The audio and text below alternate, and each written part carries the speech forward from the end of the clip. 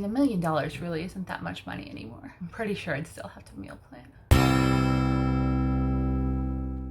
A lot of very wealthy people act very frugally, and it's how they're able to maintain and grow their wealth. So today we're going to talk about frugal habits that helped me get out of $33,000 worth of debt that I've kept and I actually still implement in my life to save me and make me money. I'm Sarah, if you don't know, also known as Budget Girl here on the internet, and I talk about how to build wealth, live a frugal and really fun, non-sacrificial life on a budget. I believe that anyone on any income can take steps to master their money and improve their financial situation for themselves and for generations to come. They don't teach this in schools, and I figured it out the hard way. I'm thrilled to be here and help teach you what I have learned. If you like learning how to master your money, go ahead and like this video. And if you're frugal, or if you want to be, go ahead and subscribe because we talk about that a lot here. So when I was getting out of debt, I did something I kind of dubbed the scorched earth method, which I was later told was not a great term, but essentially it meant that I cut out all non-essentials and I minimized my expenses to the absolute lowest they could possibly be. And it's because I was very low income at the time.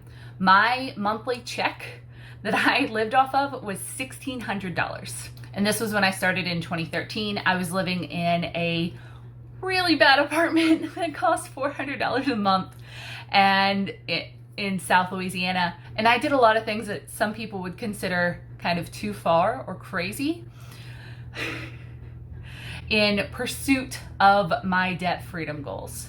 I have relaxed a lot in my budget and my life since then, but there are a lot of habits that I generated while I was trying to get out of debt, a lot of skills that I learned that I continue to this day, just as a habit of the way I do things. And I don't see myself changing that anytime soon. By the way, I think the point of money is to make our lives better and to protect us when bad things happen. I do not advocate for never doing anything that will bring you joy, because what is the point of life if you're not going to do that? But I also believe that if you're willing to be incredibly focused for a short period of time, it can drastically improve the rest of your life. By going really hard for just over 3 years, I was able to pay off $33,000 of student loan debt, and then I was able to free up that income and the new income that I was making from changing jobs several times to raise my income level to put towards insuring me against having to deal with the job loss again, which was the whole reason I got into trouble in the first place. I now have savings upon savings upon savings because it helps me sleep at night. I own a duplex property. I have 7 streams of income, and I'll link that video down below. And I am incredibly financially secure, which just, no more stress, no more fear, no more scared, which was how I used to feel about money. Now, even though I make more money now, I am able to use a lot of that money to put towards my future because I'm still very frugal. I actually just checked my budget and my core expenses are actually only $1,800 a month. Remember I said that when I started, I was working off of $1,600 a month? Now, that is probably a little bit misleading because I actually only pay $150 a month for housing because I'm house hacking and I own a duplex, so I have rental income that is helping me pay my mortgage. I will link that video down below. Highly accessible way to get rid of your basic housing costs, something I thought was a non-negotiable for a very long time. But because my basic expenses are only $1,800 a month, I'm able to invest a lot and save a lot and actually spend a lot of my time and energy growing side hustles and businesses because I'm not just trying to get paycheck to paycheck anymore, which is another really wonderful thing about getting better with money. The more you work on it, the more you master it. And every time you get a little bit better at that, it erases a lot of fear and insecurity. So the first habit that I picked up while I was getting out of debt that I will probably never stop is meal planning. Now, I know that meal planning is not the sexiest thing in the world. It feels very like mom, nothing wrong with moms, of course, but very like something that, you know, moms do to just say a little crazy. I don't have any kids. I have me and my boyfriend, and we have 2 dogs. We meal plan because it saves so much money. The way we do this is we basically take a quick inventory of what we have in our fridge and freezer and pantry and figure out what we need to use up, and then build the meal plan around that, taking into account what is on sale. So we shop specifically seasonally and based on what is on sale, and we build our meals around that, and it saves so much money. And we are eaters. Go ahead, get the jokes out of the way now. I've seen them all. I'm a woman on the internet, but we like food, and we like fancy food, and we do a lot of cooking at home, and we also eat out sometimes. We're kind of foodies. Big surprise. But by doing an actual meal plan, we eliminate the stress of like, what are we gonna eat tonight every single night? We are able to shop smarter and shop where our money goes a lot further. We're able to stock up on stuff that is on sale and keep it in the freezer and rotate that in. And it is just overall kind of a better way to do food, which is something every single human has to deal with. The way that I did food before this is that I would go to the grocery store every couple of days, think about like, what do I want to eat tonight?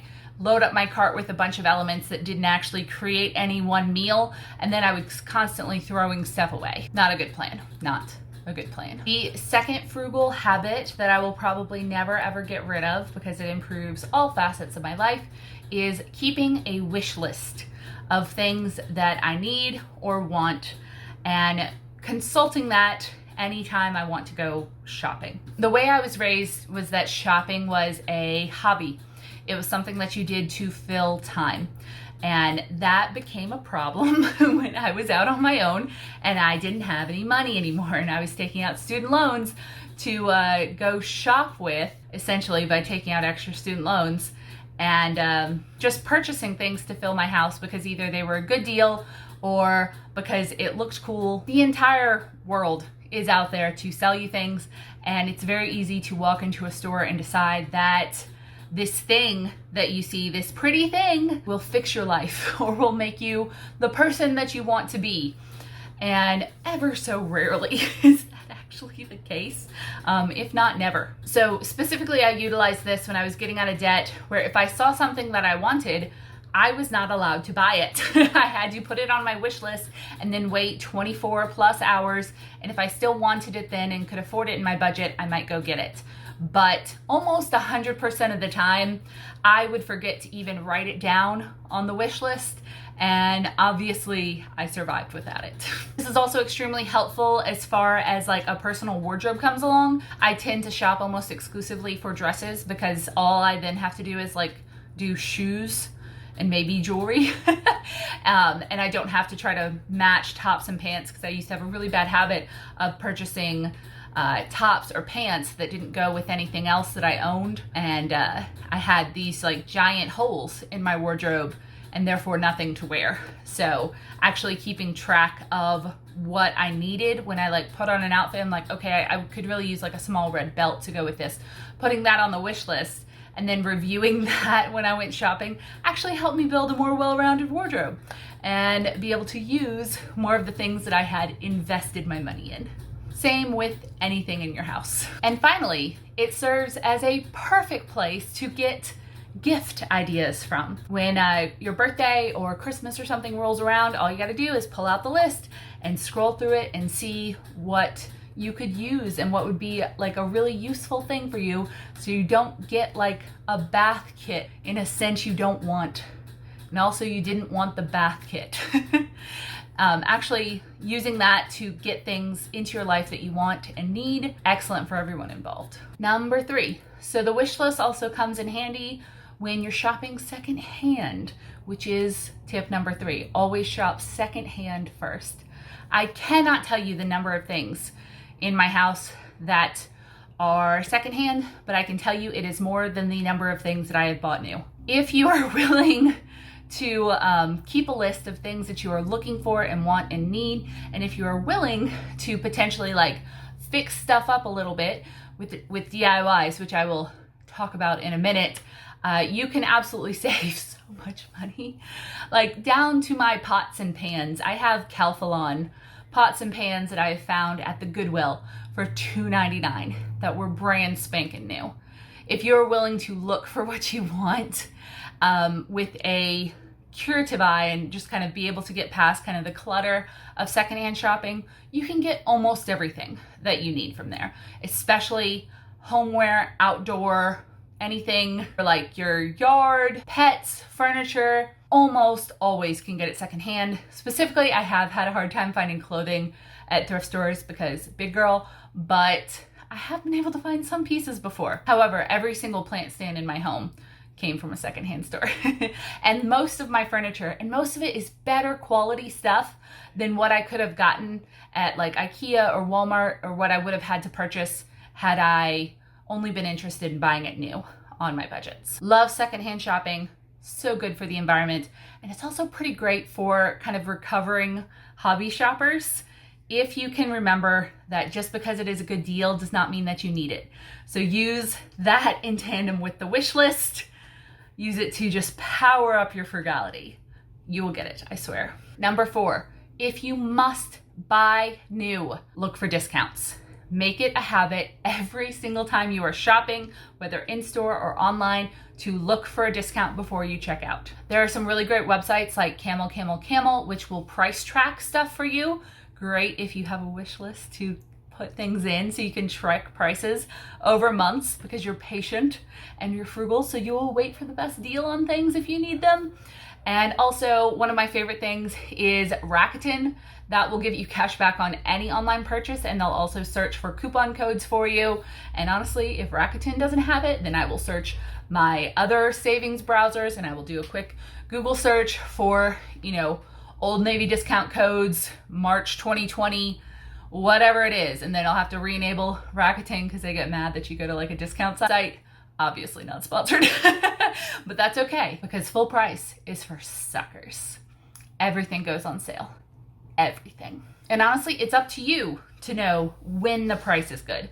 And I'll tell you, before I started my whole debt-free frugality journey, I thought things just cost what they cost. Like if I found something on a clearance section, I'd be like, oh, I bet this is a great deal.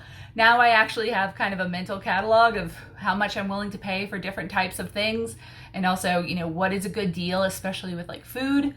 And that way I'm able to stock up when things are on sale, and I'm able to say no when it's overpriced. These are the type of things that take a while, but I promise you it is worth your mental time and energy because you'll save thousands.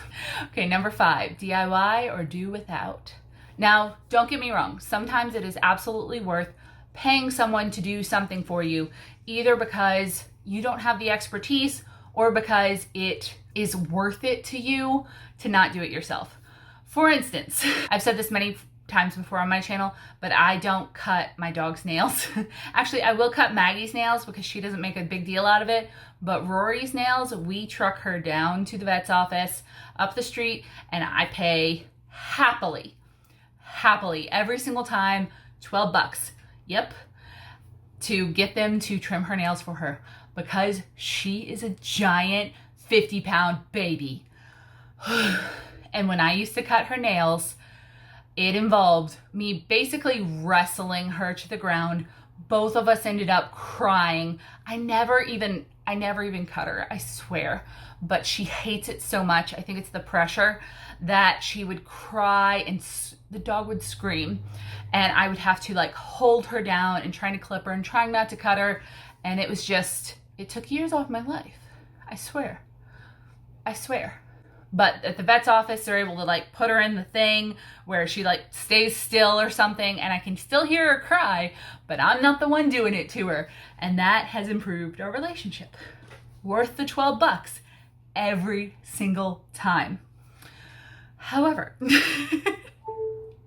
if you are willing to DIY some things that you normally would hire out for, you can save a lot of money after that terrifying story.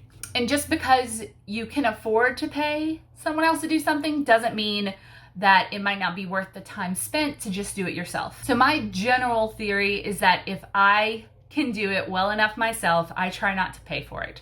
For instance, I am not a sewer. I cannot sew my own clothes, but I can resew a button and it will be fine. It will work. I can also fix most household problems with a little bit of spackle and a hammer. Like, I can't tell you how many things I have glued back together that have broken, and they're fine, I swear. I am definitely not afraid to hire out help when needed. For instance, I'm not going to mess with plumbing or like AC issues, but I am going to try to figure out what the issue is and if I could do it myself first. When it comes to items that I don't own that I suddenly need, I am absolutely willing to borrow it from someone.